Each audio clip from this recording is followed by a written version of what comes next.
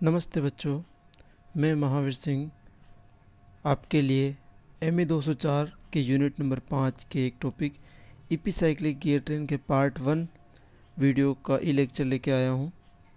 चलिए शुरू करते हैं। सबसे पहले इपीसाइक्लिक गियर ट्रेन को हिंदी में क्या कहते हैं? बाह्य चक्रीय गियर माला, और इसे अधिचक्रीय गियर माला भी कहते हैं। माला का अर्थ है दो गियर जब आपस में जुड़े हुए हो, या उसको ट्रेन या माला बोलते हैं, ठीक है, या फिर श्रृंखला बोलते हैं। तो बाह्य चक्रीय गियर माला किस प्रकार की होती है, आइए समझते हैं। जब दो गियर ए और बी आपस में जुड़े हुए हो और कोई एक गियर माना कि बी इसके चारों तरफ घूम रहा है जुड़े हुए अवस्था में, तो ये व्यवस्था क्या कहलाएगी? बाह्य चक्रीय गियर माला। ठीक है, देखिए यहाँ पे ये जब दो गियर इस प्रकार से जुड़े हो कि एक गियर दूसरे गियर की परिधि पर गति करते हुए मेश में चलता है। मेश का अर्थ है जुड़े हुए, एक गियर दूसरे गियर से आपस में जुड़े हुए हैं और ये बी वाला गियर इसके चारों तरफ चक्कर काट रहा है और इसके साथ जुड़ा हुआ है, घूम भी रहा है अपनी जगह पर, जैसे पृथ्वी अपनी जगह पर भी घूमती है और सूर्य के चारों चक्कर भी काटती है। ठीक है, पृथ्वी सूर्य के चक्कर भी लगाती है और अपनी जगह भी घूमती है, इसीलिए इसे सूर्य ग्रह गियर भी कहते हैं। ठीक है, अब इस गियर माला का वेगानुपात ज्ञात करते हैं।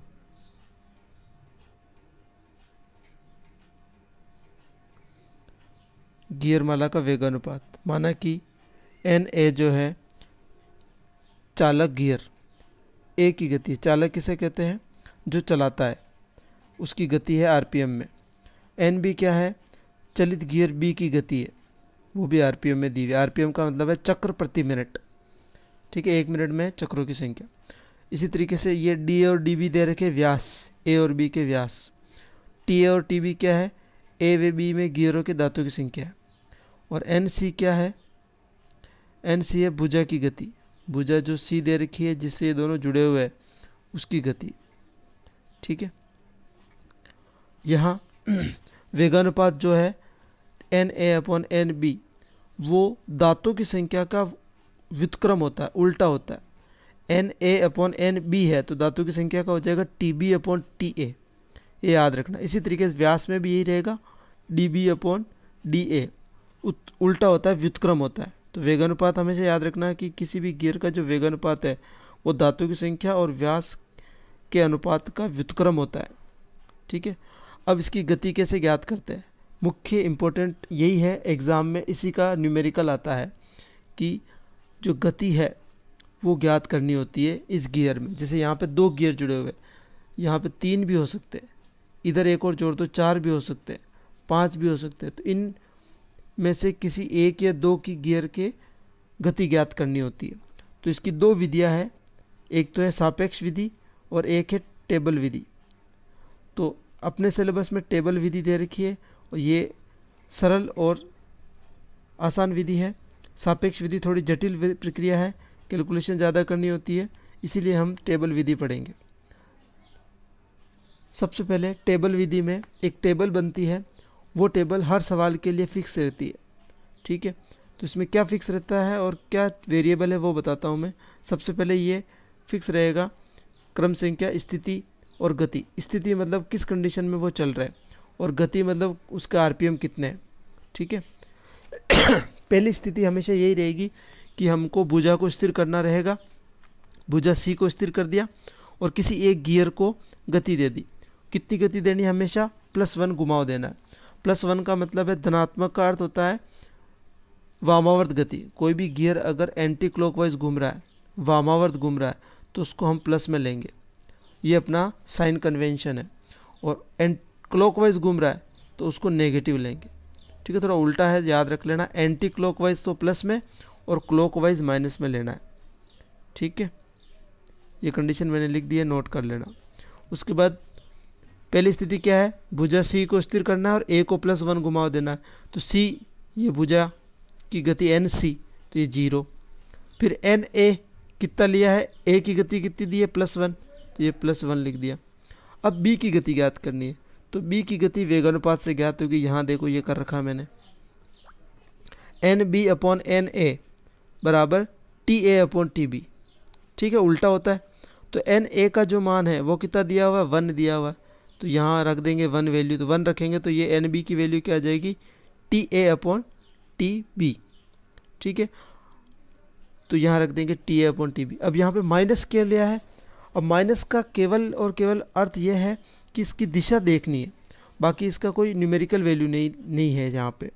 ठीक है, जैसे एक गियर अभी मैंने बताया एंटी क्लॉकवाइज और एक गियर क्लॉकवाइज घूम रहा है, तो जब भी दो गियर आपस में जुड़े होते हैं तो एक एंटी क्लॉकवाइज घूमेगा तो दूसरा क्या घूमेगा, क्लॉकवाइज घूमेगा।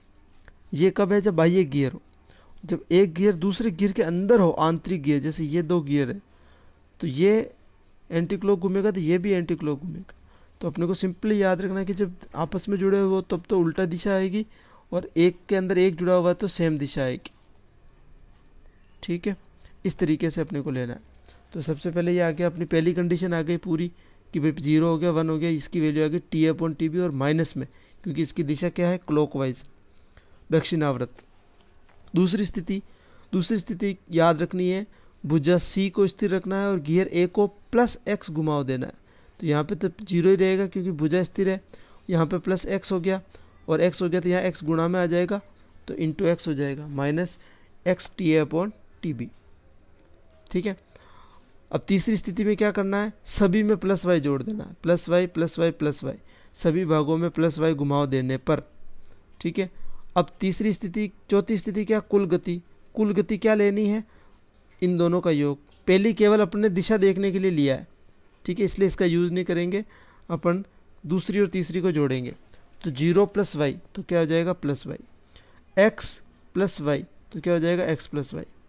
ये माइनस का है और ये प्लस का है, तो y माइनस का x T A upon T B. इस तरीके से ये सारणी कंप्लीट हो जाएगी। तो ये 3 कंडीशन अपने को हमेशा याद रखनी है, कॉमन रहेगी ये।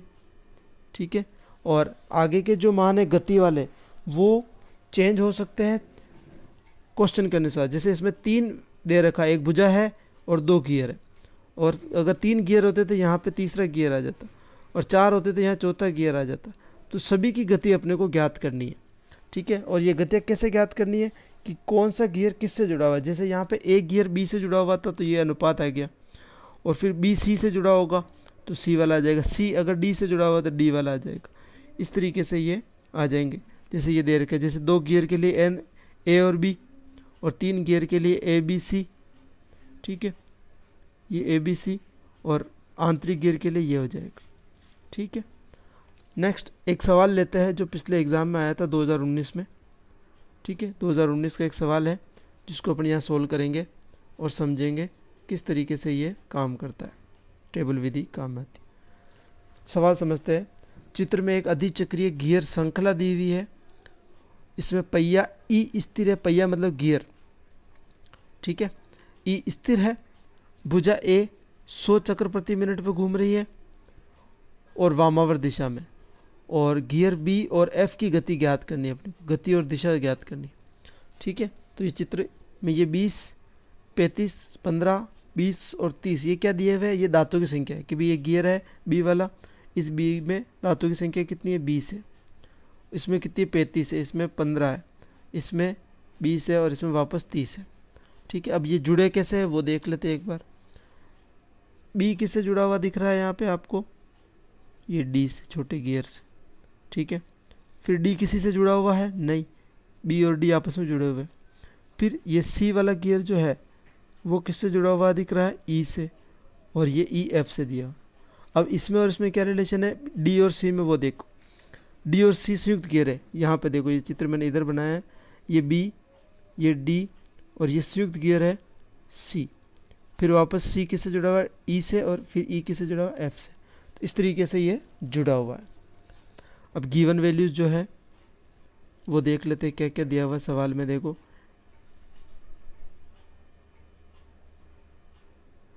यहाँ पे एन ई 0 दिया हुआ है, यहाँ पे गति, पहिए की गति 0, फिर आर ए की गति दी गई कितनी है, 100 RPM है, तो ये 100 RPM लिख दिया। फिर उसके बाद में दांतों की संख्या दी हुई चित्र में, ये लिख दी दांतों की संख्या। ठीक है, जो भी मान दिए हुए वो लिख लिए कि भाई बी की कितनी है 20 है, सी की कितनी है 35 है, डी के 15 है, तो ये अपन ने वैल्यूज़ यहाँ पे लिख ली। फिर चित्र में ये इसका जो टॉप व्यू है मैंने यहाँ बना दिया है कि सी और डी कैसे जुड़े हुए हैं, संयुक्त रूप से जुड़े हुए हैं। जब भी कभी कोई गियर संयुक्त रूप से जुड़ा हुआ है इसका अर्थ यह है कि उनकी शाफ्ट जो है एक है और गियर दो, इस तरीके से ये ऐसे। तो जब ये गति करेगा तो ये भी गति करेगा, तो दोनों की गति समान होगी। तो एन डी और एन सी दोनों क्या होंगे, इक्वल होंगे। तो सारणी में भी इन दोनों का मान इक्वल रखा जाएगा। चलिए अब इसका सारणी बनाते हैं।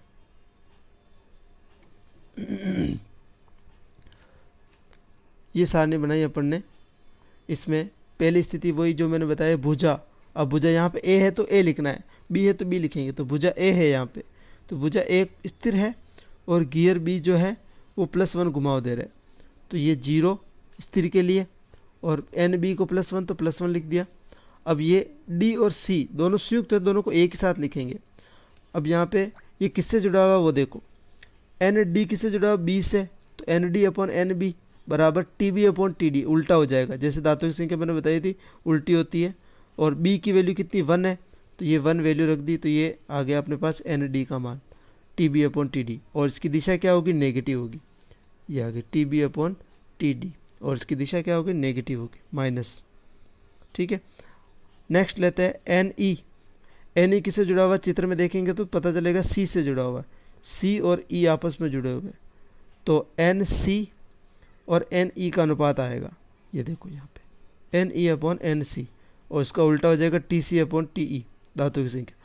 और सी की वैल्यू कितनी है, यहाँ देखो ये सी की वैल्यू है, सी और डी दोनों सेम है, तो सी की वैल्यू कितनी, T B upon T D. तो ये सी की वैल्यू रख देंगे अपन T B upon T D. ये सी ऊपर चला जाएगा यहाँ पे गुणा में। ठीक है, तो T B upon T D, minus नहीं लेना है, माइनस केवल दिशा बता रहा है, ये कोई न्यूमेरिकल वैल्यू नहीं है। तो वैल्यू माइनस नहीं लिखा अपन ने, T B upon T D लिख दिया।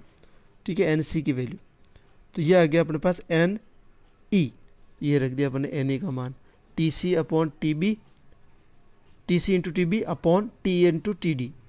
ठीक है, अब एन एफ किससे जुड़ा हुआ है, एन ई से।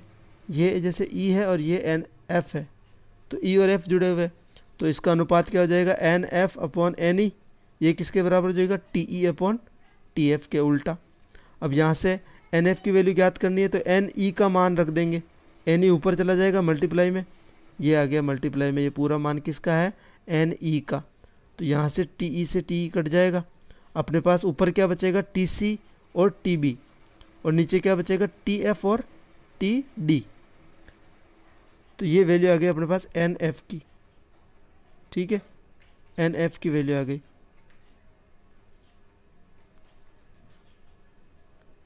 एन एफ आ गया, तो एन एफ को अपन ने यहाँ रख दिया। ठीक है, इस जगह पे। ठीक, ये देखिए ये वैल्यू रख दी अपन ने एन एफ की, T C into T B, T F into T D,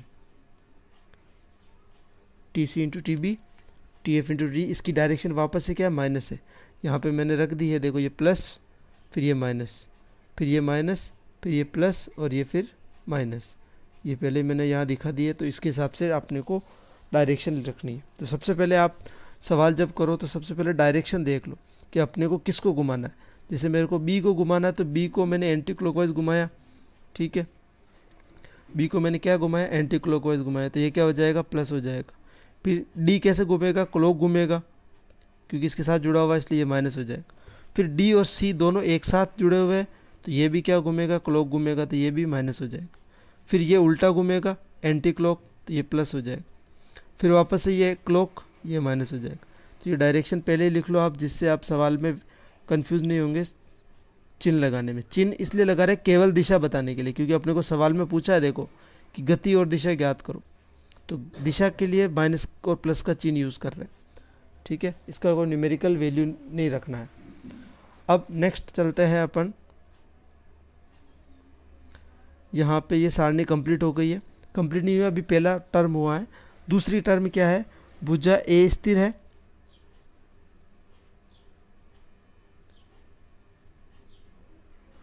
भुजा ए स्थिर है सेकंड में, और बी को प्लस एक्स घुमाव दे दिया तो यहाँ पे एक्स आ जाएगा, यहाँ एक्स आ जाएगा, यहाँ एक्स आ जाएगा, यहाँ एक्स आ जाएगा। ठीक है, तीसरी कंडीशन में क्या प्लस वाई देना है तो सभी में प्लस वाई जोड़ दिया। अब क्या करना है, कुल गति के लिए क्या करेंगे, इन दोनों को जोड़ेंगे। 0 प्लस वाई क्या हो जाएगा, वाई हो जाएगा। एक्स प्लस वाई क्या हो जाएगा, एक्स प्लस वाई हो जाएगा। और उसके बाद में इन दोनों को जोड़ेंगे तो ये आ जाएगा Y minus x T B upon T D. ये आ जाएगा Y plus X T C T B T T D. और ये आ जाएगा Y minus x T C T B T F T D. ठीक है, तो ये अपने पास वैल्यू आ गई सारणी से। अब इस वैल्यू को अपने को कंपेयर करना है सवाल में दी हुई वैल्यू से। सवाल में जो वैल्यू गिवन है वो क्या है वो देख लो। एन ई 0 दिया हुआ है और एन ए 100 दिया हुआ है। सारणी में कितना आया एन ई का मान, एन ई का मान ये रहा, देखो ये एन ई, इसका मान ये रहा। ठीक है, यहाँ पे। ठीक, और एन ए की वैल्यू यहाँ पे वाई दे रखी है और सवाल में कितनी दे रखी है, 100 दे रखी है, ये देखो। ठीक है, तो इसको अब आगे कंपेयर करके लिखते हैं, देखो ये रहा। सबसे पहले सारणी और दिए हुए मान में कंपैरिजन करेंगे। एन ए का मान सारणी में कितना है वाई और सवाल में कितना दिया हुआ है 100, तो वाई का मान कितना हो गया 100। और एन ई का मान कितना दिया हुआ है 0 दिया हुआ है और सारणी में कितना दिया हुआ है Y minus x T C T B upon T E T D. इनकी वैल्यू रखेंगे और उसको सोल्व करेंगे। देखो सबसे पहले y की वैल्यू रख दी 100, x की वैल्यू ज्ञात करनी है और tc की वैल्यू 35 है। tb धातु की संख्या है ये, tb tc और ttd 20 से 20 कैंसिल आउट हो जाएगा, 35 से ये कट जाएगा, 5 से 7/3 आ जाएगा, तो ये 7/3 आ जाएगा।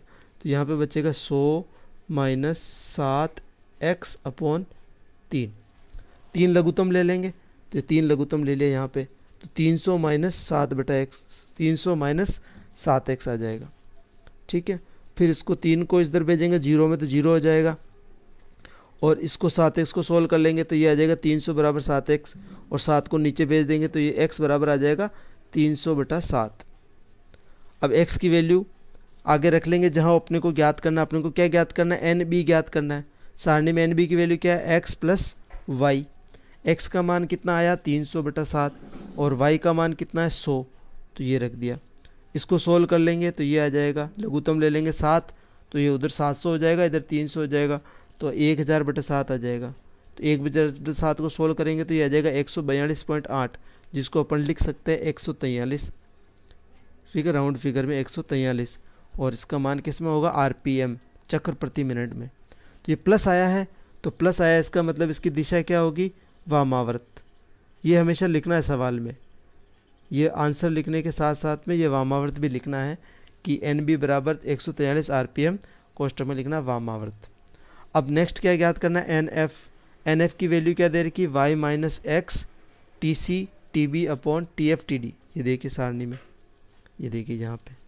ठीक है, ये T C T B T F T D ये रख दिया अपन ने यहाँ पे। ठीक है, तो इसमें वैल्यूज पुट कर देंगे।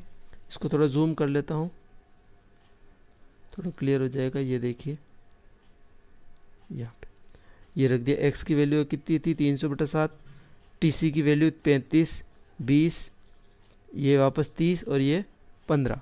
इसको काट लेंगे, 7 से ये कट जाएगा, 7 × 5 = 35, फिर 5 से ये कट जाएगा, 5 × 3 = 15, फिर ये 1 0 से 1 0 कैंसिल हो जाएगा, ये 3 से कट जाएगा, ये 300 आ जाएगा। फिर ऊपर क्या बचा यहाँ पे 100 और 200 बचा और नीचे कितना बचा 3, तो 200/3। ठीक है, फिर इसको लघुत्तम ले लेंगे 3 को, तो ये हो जाएगा 300 माइनस 200, तो ये हो जाएगा 100/3। 100/3 को सोल्व करेंगे तो 33.33। ठीक है, तो ये अपना आंसर हो जाएगा एन एफ का। ये भी प्लस में आया तो इसका मतलब ये भी क्या है, वामावर्त है, तो इसको भी अपने को क्या लिखना है, वामावर्त लिखना है। सवाल में जब आंसर लिखना है लास्ट में तो ऐसे लिखना है कि एन एफ बराबर 33.33 RPM, कोष्टक में वामावर्त दिशा। तो दिशा पूछी अपने को सवाल में, इसलिए ये लिखनी है ज़रूरी, इसके नंबर जुड़ते हैं एन बी और एन एफ। ये आंसर आ गया अपना। ठीक है, तो इस प्रकार से ये सवाल होते हैं सारणी के माध्यम से और आपको इसी तरीके के बाकी सवाल भी करने हैं जो आपके पुराने एग्ज़ाम में आए हुए हैं। ठीक है, धन्यवाद।